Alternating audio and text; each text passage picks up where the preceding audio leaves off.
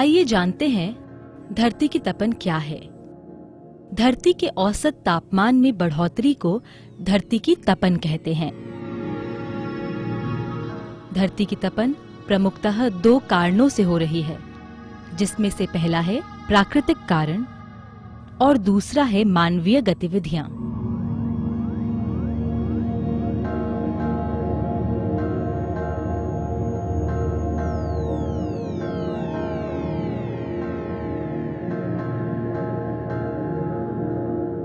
मानवीय गतिविधियां धरती की तपन बढ़ाने में ज्यादा कारगर हैं।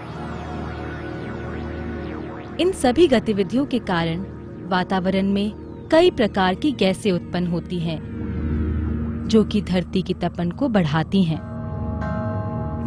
इन गैसों को ग्रीन हाउस गैस कहते हैं, जैसे कि कार्बन डाइऑक्साइड, मीथेन और नाइट्रस ऑक्साइड। ये ग्रीन हाउस गैस जैसे कार्बन डाइऑक्साइड कुछ मात्रा में होनी जरूरी है, क्योंकि ये पृथ्वी को गर्म रखती है, जिस वजह से यहाँ पर जीवन संभव है। परंतु जब इसकी मात्रा जरूरत से ज्यादा बढ़ जाती है तो ये धरती की तपन को बढ़ाती है। अब मन में ये प्रश्न उठता है कि क्या वाकई धरती की तपन बढ़ रही है? तो इसका प्रमाण है कि धरती का औसत तापमान 14 डिग्री सेल्सियस है। पिछले 100 वर्षों में ये तापमान लगभग 0.74 डिग्री सेल्सियस बढ़ चुका है।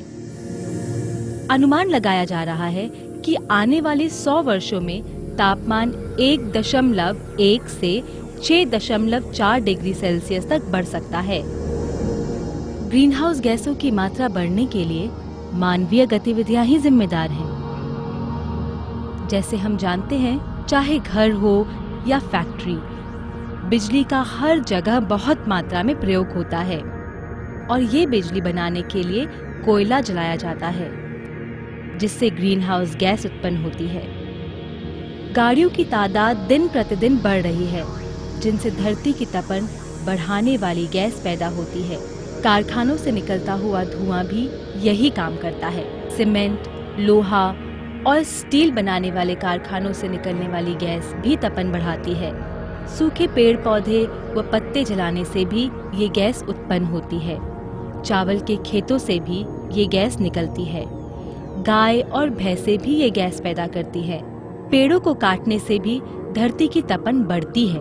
जहाँ पर शहर का कूड़ा डाला जाता है, वहाँ पर भी ये गैस उत्पन्न होती है। और इन सब का क्या परिणाम होता है, आइए देखते हैं। बर्फ की चट्टानें तेजी से पिघल रही हैं, जिसके कारण नदियों और समुद्रों में पानी का स्तर बढ़ रहा है, जिससे बाढ़ आ जाती है।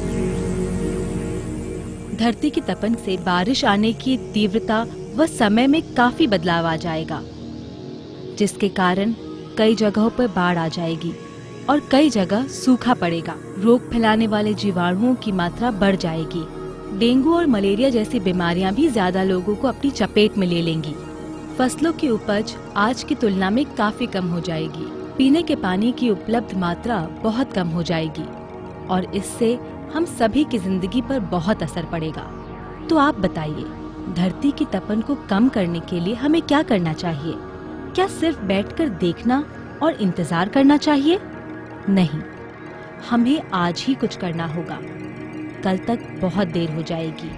क्यों ना हम अपने जीवन में कुछ साधारण से बदलाव लाएं, जिससे धरती की तपन कम करने में मदद मिले।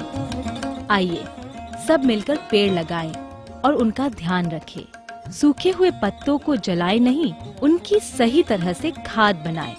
घर का गीला और सूखा कूड़ा अलग कर लें और गीले कूड़े की खाद बनाएं। बिजली और पानी की कम से कम खपत करें। बारिश के पानी का संचयन करें। छत पर गिर रहे बारिश के पानी को पाइप द्वारा बाल्टी में जमा कर लें और उसे ही इस्तेमाल में लाएं। डब्बे और बोतलों को दोबारा इस्तेमाल में लाएं। कपड़ों को ठंडे पानी में ही धोएं। सूरज की ऊर्जा से चलने वाले उपकरणों का इस्तेमाल करें। घर की दीवारों को हल्के रंग से रंगें और बिजली बचाएं। घरों में बल्ब की जगह CFL लगाएं। ईंधन बचाने का साइकिल एक अच्छा साधन है। CNG ईंधन चलित वाहनों का इस्तेमाल करें।